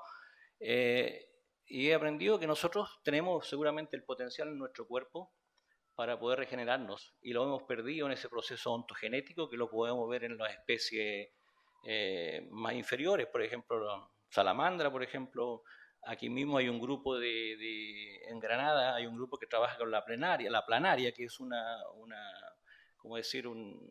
lombriz del Mediterráneo, que tiene no células pluripotentes, sino que tiene súper pluripotentes las células. O sea, a ese individuo lo cortan en 2, en 3, y sale un individuo, 3 individuos. La estrella de mar, yo no sabía absolutamente nada de la estrella de mar. Me invitaron a mí a Rusia una vez cuando estuve. Había un profesor que trabajaba con las estrellas de mar, y me preguntó, ¿podemos colaborar? Alguna cosa que voy a hacer con la estrella de mar, pero aquí vemos la multidisciplinaridad y se descubrieron muchas cosas. La estrella de mar le cortan la punta a una estrella y se regeneran unos cuantos días. Entonces lo importante es conocer eso, ¿no? Yo no sé si voy a alcanzar con toda mi exposición, pero yo voy a tratar de darle algo de lo que hacemos y algo de lo que viene, ¿no? Porque yo creo que eso les interesa más a ustedes, y de lo que hay. De hecho, han escuchado mucho, los exponentes han sido muy prácticos, muy clínicos. La clínica siempre tiene que estar al frente y estar de la mano con los investigadores, porque son los investigadores que le dan el paso a los clínicos para que puedan trabajar. Perfecto. Entonces, yo titulé mi charla, la titulé Células Madres y Organoides, una ventana hacia las enfermedades neurodegenerativas. Es una ventana porque estamos viendo así, no estamos dentro todavía, estamos mirando lo que está pasando, y eso es lo que estamos haciendo los investigadores, de hecho. Es una ventana. El ojo también es una ventana, pero al revés, hacia el cerebro. Entonces, es importante. Y yo soy director del centro de la unidad del Karolinska, de Stem Cell y Organoide, que se llama, y nosotros asistimos también a muchos investigadores que vienen y nos presentan sus proyectos, y nosotros tratamos de trabajar con ellos en alguna medida. El Karolinska, para muchos de ustedes que no lo conocen, hay algunos que el Karolinska es el responsable también de dar los Nobel en medicina, los premios. Y aquí voy a hablar un poco de algunos premios que son muy importantes en este desarrollo de todo este proceso que estamos viviendo ahora, y que somos felices de que existe, que podamos hacerlo. Seguramente que hay mucho camino y hay nuevas generaciones que lo van a superar eso. Entonces, no sé si puedo apuntar aquí. Bueno, el edificio que ven ahí, ese es el edificio que lo hicieron hace poco, porque es para recibir a los laureados, ¿no? Los que reciben el Nobel, y ahí hay para 2.500 en un anfiteatro que hay muy grande, para poder estar en la charla de los que han recibido el Nobel en medicina. Así que nosotros tratamos. 50 profesores del Karolinska son los que están en el comité y que deciden quién va a ser el que va a recibir el Nobel. Entonces, por lo tanto, yo voy a hablar un poquito también en todo esto hay Nobel y hay paradigmas. Bueno, nosotros asistimos en algunas cosas y hacemos todo este tipo de cosas que, por ejemplo, la caracterización embrional, trabajamos con reprogramación también, y yo hablo de los organoides no como algo regenerativo, sino que algo como un modelo de una enfermedad. El modelo para poder crear y conocer más de las células, cómo se organizan, y también cómo se pueden organizar de una manera tridimensional, que es lo que está apareciendo, que es un órgano, un pequeño órgano. Bueno, hacemos criopreservación y también asistimos en los proyectos cuando los investigadores quieren trabajar, ¿no?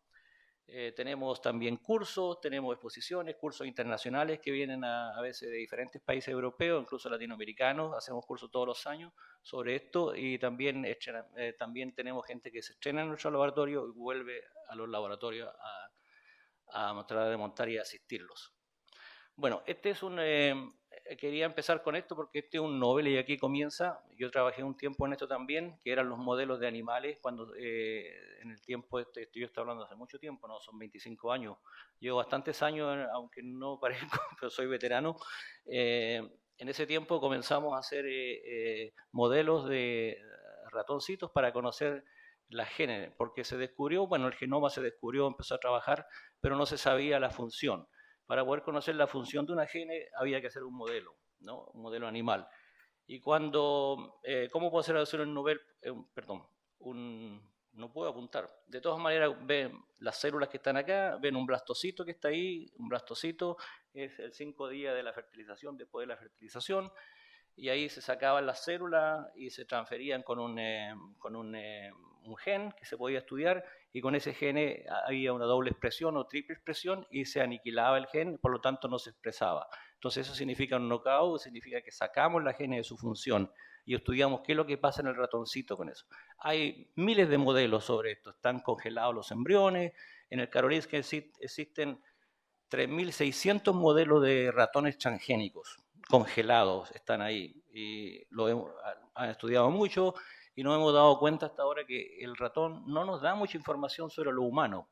O sea, yo he trabajado años sobre modelos de ratón, transgenesis también, esto es transgenesis, lógico, y no hemos recibido la información así tan precisa, porque es diferente, muchas veces es diferente la especie, ¿no? Entonces aquí tenemos a Mario Capecce, que está ahí. Mario Capecce nos visitó en el laboratorio, él recibió el Nobel el 2007 por esto, y fue el que comenzó a derivar las células madre, en este caso las células de origen embrionario. Hablar de origen embrionario, quiero decir también que aquí son fotos de los embriones, todos pasamos por esta etapa, todos fuimos así expresamente, y yo cuando veo eso, sí, a mis estudiantes les digo muchas veces, bueno, nosotros estuvimos así también en ese mismo estadio celular, fuimos célula primero, fuimos una célula, fuimos 2 células, 4 células, 8 células, y la mórula, que la conocen ustedes del liceo seguramente porque son 32 a 62 células. Y aquí sucede algo muy importante, lo más bonito que puede suceder, que es, ¿se lo saben o no? ¿Qué pasa después de la mórula? Bueno, algunos lo saben, los investigadores, los médicos también, pero bueno, pasa la diferenciación celular, empieza a diferenciarse Entonces, aquí hay una que se llama la preimplantacional. Yo no puedo apuntar con esto, no sé si... Ustedes ven el blastocito ahí, el blastocito es el que está ahí, que tiene la cavidad celular. Ahí existen 2 tipos de células. Las células estrofectodermales, que se llaman, y las células madre, en este caso la célula que se llaman las células interiores. Y que son... ¿Qué es? El rojo. Ahí está. Entonces aquí tenemos eso. Entonces, las estrofectodermales van a ser placenta, y esas células que están ahí, que son 120 a 150 células, vamos a ser nosotros. Esto es lo que somos ahora, en este caso. Por lo tanto, de ahí, de una célula, acuérdense de todo el mecanismo que hay para poder desarrollar todo un individuo y todo eso. Entonces aquí tenemos las células madre, y aquí tenemos la cavidad celular. Después hay un rompimiento de la membrana que se llama zona pelúcida, y se implanta en el útero y empieza a crecer el feto. Eso había que hacerlo en el laboratorio para poder desarrollar esto, ¿no? Y eso lo empezamos a hacer nosotros en el Karolinska.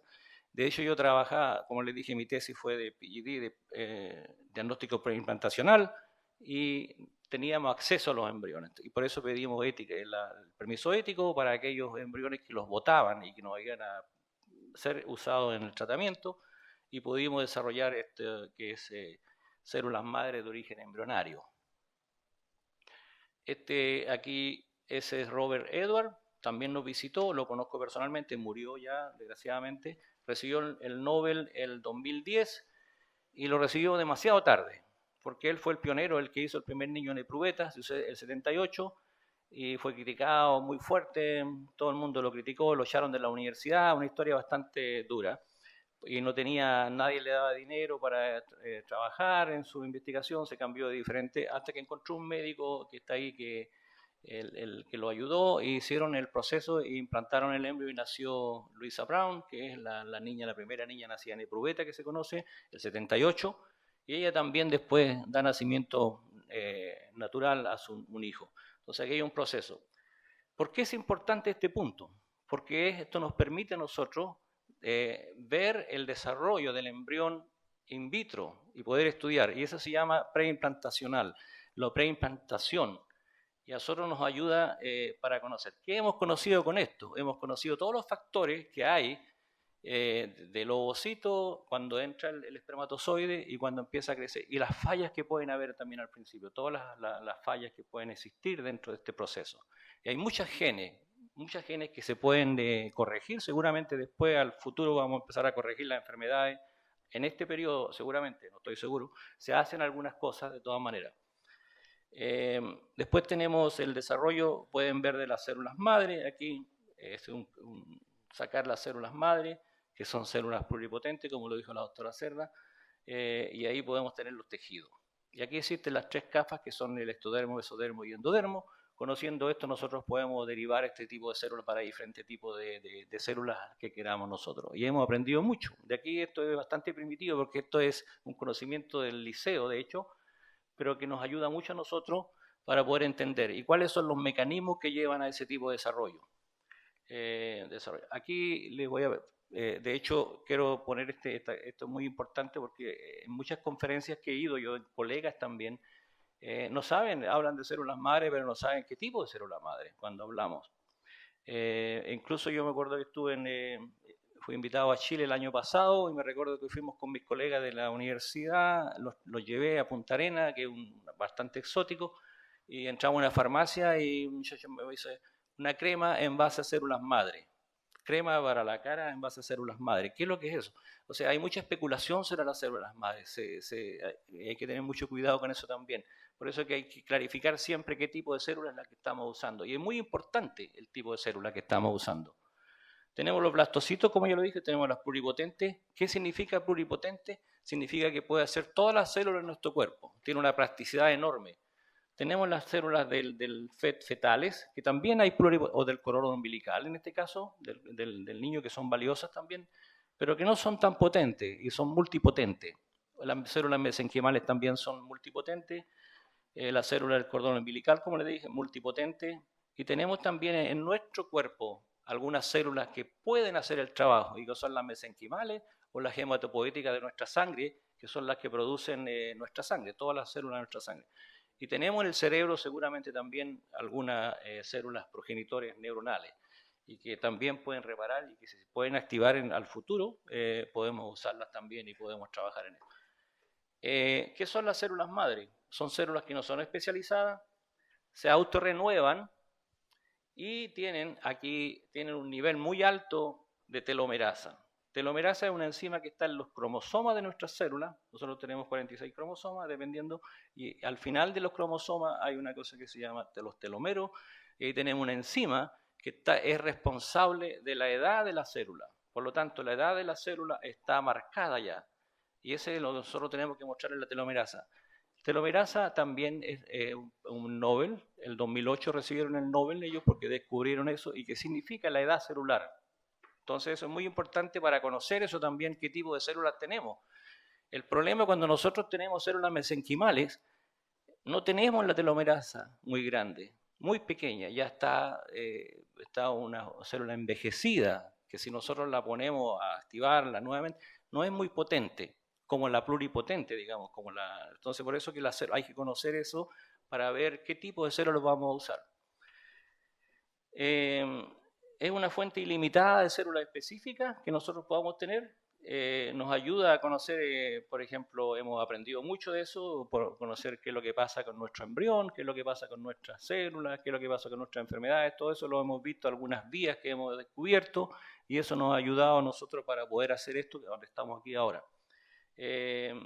Conocer también las patologías genéticas y proporcionar una fuente, eso es lo más importante, de células que podemos usarla en tejido de trasplantación. Tenemos acá también, esas son las células, más o menos así se ven. Hay un problema con ellas también, porque no las podemos tener hacen diferenciación espontánea, no las podemos controlar muy bien. Aquí tenemos un área ya diferenciada, y aquí se hacen, esta es una parte necrótica también, o sea, también existen problemas y hay que estar muy avisado para poder hacer. Existe la diferenciación espontánea a músculo y tejido neuronal, mucho tejido neuronal, y eso es muy dependiente de qué tipo de célula, de qué tipo de embrión hemos tenido, porque un embrión es un individuo. Hay otro aspecto que es importante porque todo esto... 10 minutos, perfecto. Sí. Yo me paro los 10 minutos y me hacen así. ¿Ok? Porque me puedo expandir mucho. Entonces, aquí la parte esta de los... después de la célula, tenemos prácticamente los embryo body, que esto sería una gastrulación, que es lo que pasa en la organogénesis, empieza a funcionar después, después que se implanta, empieza a producir órganos, y este es un proceso cuando encontramos todas las capas estas primitivas, el endodermo, ectodermo y mesodermo, ¿no?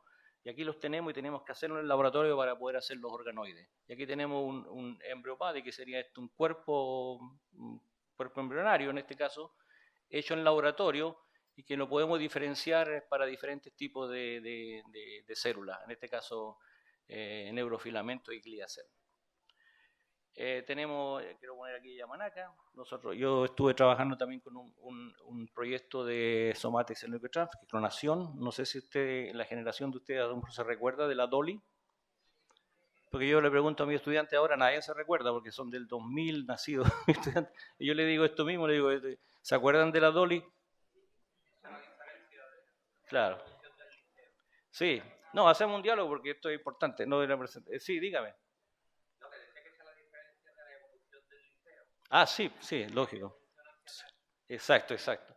Entonces aquí está, bueno, la Dolly nos llevó a nosotros a conocer un poquito otra cosa, que es tratar de ver una célula que está especializada. Ya tiene, por ejemplo, él usó una célula de la glándula mamaria de la oveja y la inyectó en un ovocito, que es un ovocito que no está fertilizado y que tiene 23 cromosomas solamente, y enuclearlo, le sacó los cromosomas y puso la célula que tiene 46 cromosomas, o sea, en este caso la oveja, pero digamos en la oveja, colocó una célula somática que ya tiene todo en la carga cromosomial y la activó con electricidad y calcio. Al hacer ese experimento, él vio que surgió un nuevo individuo, exactamente como la oveja Dolly. Y eso nos ayudó a nosotros porque el dogma era que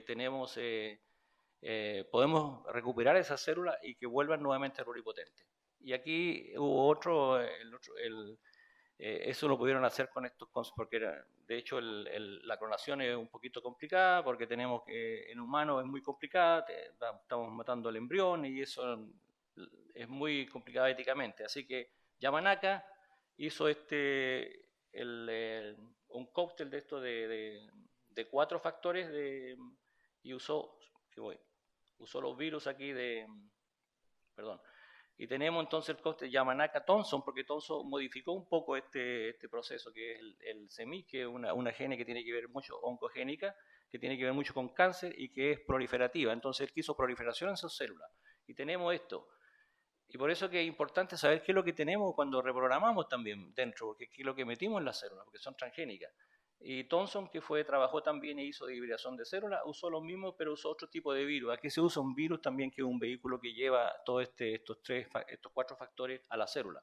También recibieron el Nobel, y como pueden ver, en el Nobel aquí no está Yamanaka, no está John Wilmore, que hizo Dolly, sino que Sir John Gordon, el que hizo el mismo experimento que hizo con la Dolly, lo hizo el 62, y nadie entendió lo que hizo. Entonces por eso se lo dieron ahí, lo premiaron, porque recién entendemos nosotros qué es lo que pasó y qué es lo que hizo él. Entonces hay un reconocimiento también de eso. Aquí hay una cosa importante, y que eso también hablamos de la alimentación, ayer hablaron de las bacterias, me parece muy bueno, y aquí hay una cosa que nosotros le llamamos la epigenética, que es importante, en la célula es muy importante la epigenética. Epigenética empieza hace unos 10, 15 años atrás como una nueva rama, y eso hay que tener muy en cuenta qué es lo que significa. Y aquí tenemos Weddington, que es el tipo que postula esto en 1957, la cosa epigenética, el efecto del nicho de donde se encuentra la célula y todo lo que es el epigenético. ¿Qué qué pasa con la célula dentro del cuerpo y dónde está y qué es lo que lo determina para que vaya a hacer un determinado trabajo o un determinado órgano. Y aquí le llamamos epigenética, que significa aparte de la genética, sobre la genética, y que nos hace a nosotros qué es lo que comemos, dónde estamos, si pasamos rabia, todas esas cosas que, un poco del lamarquismo, si se recuerdan ustedes del liceo, que las jirafas tenían el cuello largo porque iban a las hojas más largas. Entonces aquí viene a renacer un poco el lamarquismo que fue muy criticado. El microambiente, que el nicho, que dependiente mucho de la matriz, habían hablado de la matriz, y la matriz extracelular, que es lo muy importante que tenemos aquí. Tenemos las células, por ejemplo, y tenemos la matriz, tenemos la circulación, y tenemos muchos factores dentro de la célula, que colágeno, un montón de otros factores que comunican con la célula. Y ese es el nicho donde se encuentra la célula. Y eso es lo que nosotros tenemos que hacerlo en el laboratorio para poder entender y hacerlo. Esto es más o menos como son, tenemos colágeno, tenemos protoglicán, bastantes elementos aquí que son importantísimos para la membrana. Y eso es natural, pero nosotros tenemos que hacerlo en el laboratorio para poder hacer estos tipos de organoides y buscar las células y que las células se sientan bien y no sean maltratadas. ¿Cómo lo hemos querido hacer? Hemos usado, por ejemplo, el Matrigel, que es un gel que se usa ahora en los elementos de gel. Eso se ha usado mucho tiempo, pero es de origen animal. Ahora salió uno nuevo que es de origen humano, que nosotros estamos usando también. Está también el Alginet, que es importante también, otro tipo de mezcla que se hace y también se puede usar. Organoide. Y aquí estamos conociendo todas esas cosas, podemos hacer nosotros órganos, ya podemos tener las células, elegir las células y poder hacer un órgano determinado, ¿no? Organoide en el laboratorio. ¿Y qué es lo que es un organoide? Eso es una estructura tridimensional que podemos ver y que tiene algunas características del órgano que nosotros estamos tratando de hacer, pero no todo, no completo. Y también se organiza, se autoorganiza, y eso es importante. El tipo de célula, yo creo que ya no voy a hablar mucho, pero tenemos los pluripotentes, fetales, y eso hay que elegirla. Hay bancos, muchos bancos de células, de ratón y de humano, para poder ir y buscarlas. Los investigadores las encuentran para el tipo de enfermedad, incluso algunas ya modificadas. ¿Para qué nos sirve un organoide? Nos sirve para poder entender, podemos usarlo en los modelos, que nosotros trabajamos mucho con modelos, en medicina regenerativa, que es más o menos lo que estamos hablando aquí, que es ingeniería tisular, organogénesis también entender, y trasplantación de células, que es muy importante. Después tenemos para estudiar la diferenciación, el desarrollo de diferentes órganos, y aquí hay una cosa también que se está estudiando mucho, que es las células senescentes, que son células que están durmiendo en nuestro organismo, que son peligrosas muchas veces y que tienen pueden servir mucho para nosotros en nuestra investigación también, y que las podemos despertar. Aquí están todos los tipos de organoides que se han hecho y todas las líneas que se pueden desarrollar, o sea, tipos de vías que nosotros podemos activar con eso. Eso es más o menos la proyección, qué es lo que tenemos con un tridimensional y qué es lo que tenemos con un cultivo convencional. En el tridimensional tenemos proyección, podemos tener orientación e incluso algunas conexiones un poquito más sofisticadas. Incluso los organoides los organoides que hacemos nosotros que son de cerebro, se ha creado incluso zona ventricular y que podemos ver también algunos plexos coroides también y secreción. Hemos visto. Tenemos nuestra propia línea, tenemos nuestro bioreactor, con nuestro bioreactor que nosotros estamos usando, que nos ha ayudado mucho para obtener un cultivo homogéneo y que funciona así más o menos, que el problema es que nosotros tenemos las células en el laboratorio y no se mueven. Nosotros con este tipo de método nosotros usamos, creamos movimiento y creamos la microgravidad que tiene que tener, o sea, tratar y mezclar, homogenizar el medio. Y ese es, podemos tener 8 a 10 organoides para poder hacer textos de diferentes tipos de toxicidad, por ejemplo. Estos son organoides de cerebro, con todas las células constituidas del cerebro, y hemos logrado también, bueno, es el método más o menos que se hace. Hemos trabajado para hacer este tipo de bioreactores, por ejemplo, hemos trabajado con la Politécnica, que es la Politécnica para poder hacer el material y buscar el material específico. Y más o menos el cultivo es bastante largo, tenemos un cultivo de 60 a 120 días cultivándolo y caracterizándolo. Hemos hecho de cerebro, hemos hecho de regiones del cerebro, de hipotálamos, por ejemplo. El hipotálamo organoide, por ejemplo, tenemos 100 días y en 100 días nosotros podemos ver que incluso tiene oxitocina, que es uno de los marcadores específicos del hipotálamo.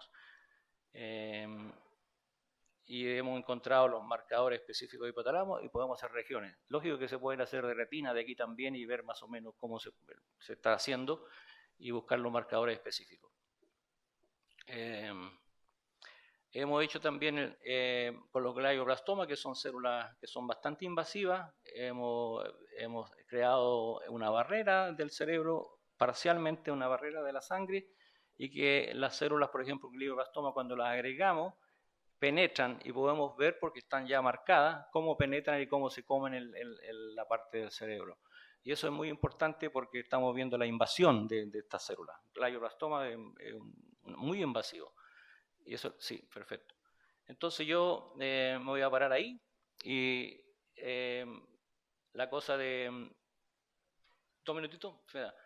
La stem cell, los sistemas que hemos creado, hemos trabajado en Alzheimer, mucho en Alzheimer. Tengo dos cosas más de Alzheimer y después venía la cosa que estamos trabajando. El problema de los organoides en retina, se han hecho mucho en retina y hay una aquí, perdón que le voy a mostrar aquí, hay el problema de la guía. Eso se ha hecho mucho en retina y hay esto, no sé si lo han visto ustedes, es muy importante.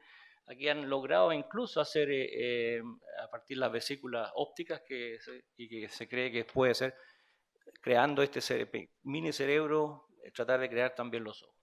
De todas maneras, hay mucho avance. El problema de estos organoides es que es muy largo el proceso, demasiado largo y tampoco es muy heterogéneo. Las células, o sea, es muy anárquico también. Entonces ahora el proceso es seguir adelante con esto, que tenía aquí, de hecho tenía una animación aquí, pero no resulta, que esos son los órganos on chip, que le llamamos nosotros, que es tratar de combinar o poner un órgano en una cámara de estas y poder estudiarla y crear el fluido. El problema de los organoides es la vascularización. No tenemos vascularización, no hay fluido. Y ese es uno de los problemas que tenemos que resolver y hemos estado hablando aquí con los científicos, con Fran, hemos estado hablando con la doctora Berta, aquí a ver si podemos colaborar, incluso con Sandra de Portugal, para ver.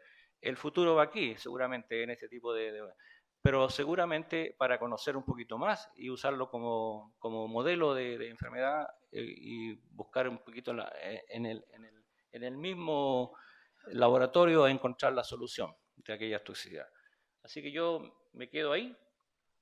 Y ese es el grupo que trabajamos nosotros. Tenemos también diferentes tipos de sponsores y colaboramos. Así que muchas gracias por eso. Y perdonen que me paso.